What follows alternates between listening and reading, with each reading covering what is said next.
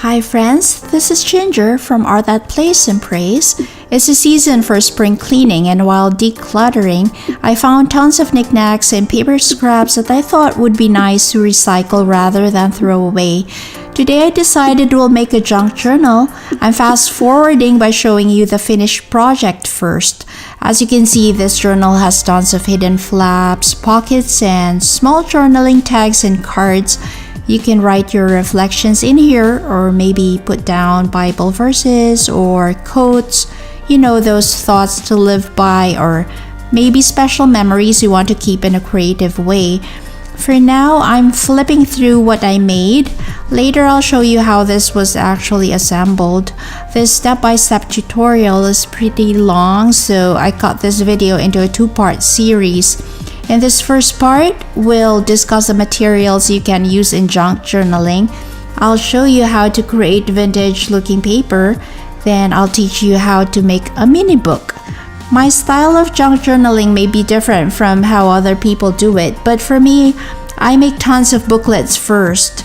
I do the tiny stuff first, like the tags or pockets or trifold brochure-looking cards.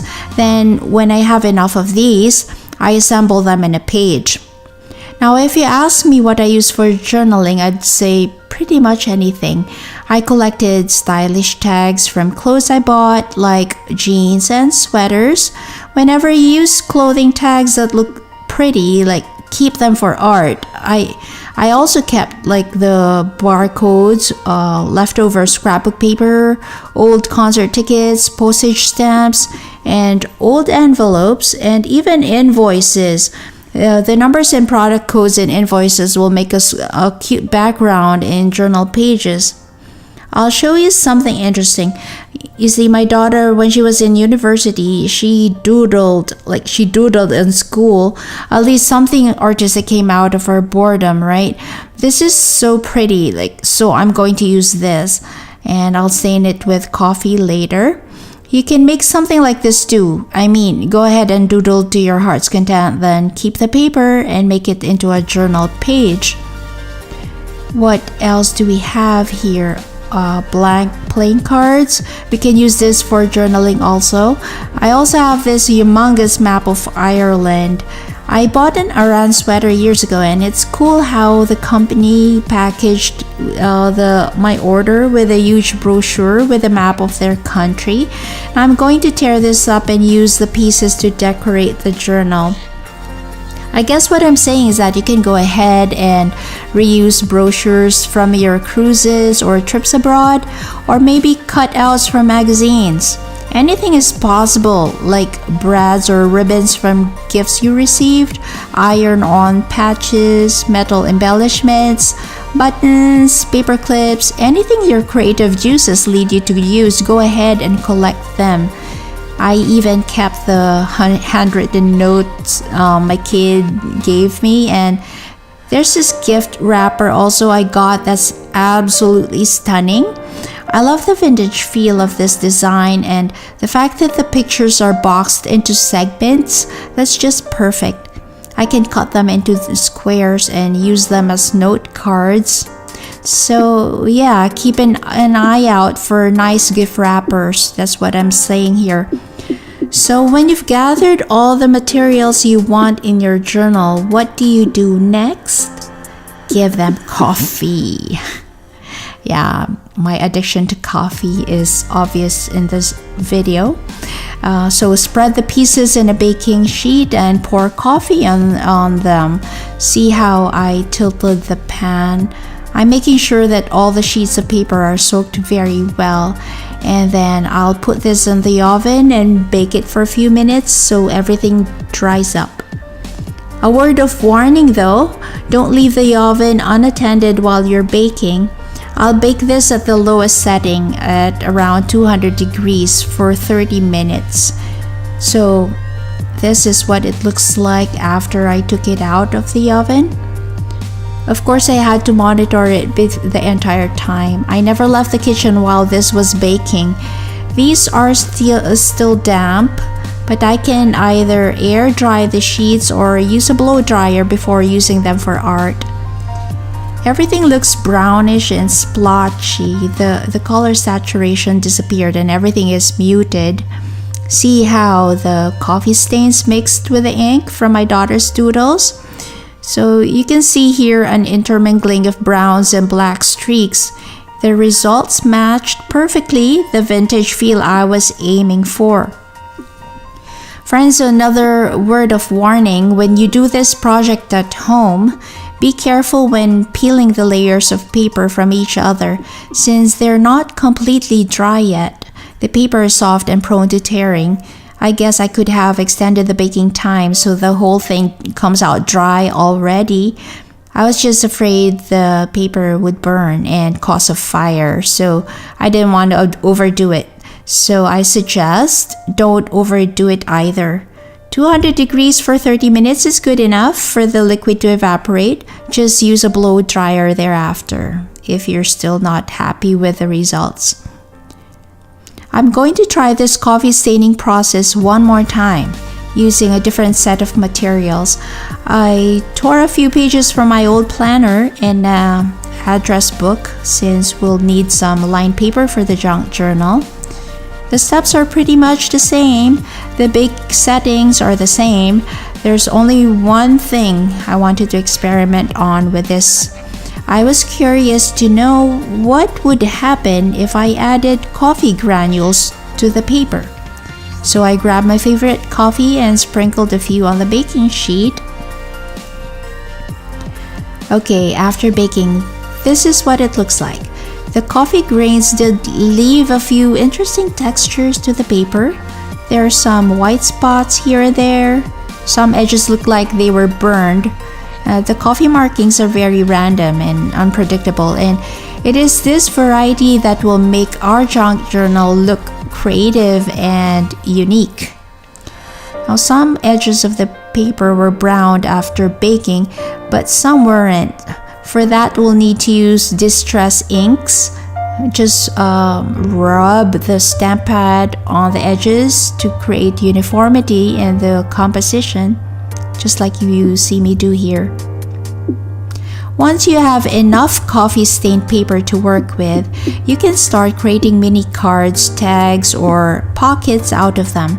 Just pick the paper you want to use, fold them in half, and embellish with whatever scraps you have in your stash. Here are some examples of what I made. I glued a few of them together or use a stapler or washi tape. You can make as many of these little inserts as you like. Then we'll assemble them together in the junk journal later on.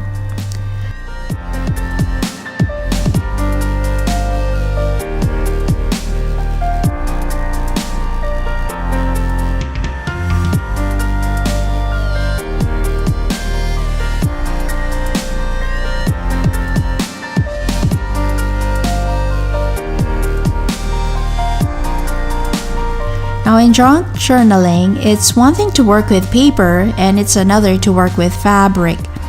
Although it's not required to add fabric into your project, it does add that extra appeal when you see ribbons or cut up cloth in the journal. For those of you who are into quilting, this step comes easy because you'll always have fabric scraps lying everywhere, right? You can upcycle them. But if you don't like quilting, you can always get inside your closet and purge those clothes you don't wear anymore. Well, for me, I picked my old denims. I love the color and feel of denim, so I kind of mutilated one old worn out pair of pants and harvested the hemline. I love the inner stitching. They can be used as borders or embellishments to journal pages. I even saved the belt loops, those tabs along the waistline of your pants. I just might be able to think of something I can use them for. You'll see me use fabric intermittently in this video and in the second video of this series. Like in this next tutorial, I'll show you how to fold paper into a little book and decorate it with denim. I'm using here the stained invoice paper. I trimmed the side so we have a clean edge. Now our goal here is to fold this paper into 8 equal segments. So first, let's fold this in half, then fold it again in half to divide the space into 4 parts. Then open the paper like this and bring the edges into the center line. See, now we have 8 sections. Next, we want to slit the middle. To do this, let's fold the paper in half again, then cut starting from the center fold of the paper, going outwards towards the open edge. Don't cut all the way to the end or you'll slit the paper in half, and we don't want that. Stop right at the midpoint and make sure to follow the crease while you're cutting. See here now, we have a hole in the middle of the rectangular sheet. Now the next step is pretty cool. Just fold the paper in half again, then hold each end in the same way I'm showing you here. Then push your hands towards the middle so that the paper forms a plus sign when viewed from the top. By doing this, we're gathering the 8 segments of the paper into a common book spine. Before you know it, we have a tiny book. Just flatten along the folds and you're done. You're done. Now sometimes the edges of the mini book won't line up when you're folding. That's okay. Feel free to just trim the sides, and while you're cleaning the edges, it's best to also glue some of the open flaps so the book pages are more intact. Yeah, this project is very easy and it will make a great addition to your journal. Now it's up to you if you want to decorate the booklet or not. You can leave it as is. Because it's already finished, but I opted to go in and do something more since we do have a lot of coffee stained paper anyway. So just watch how I'm fixing this.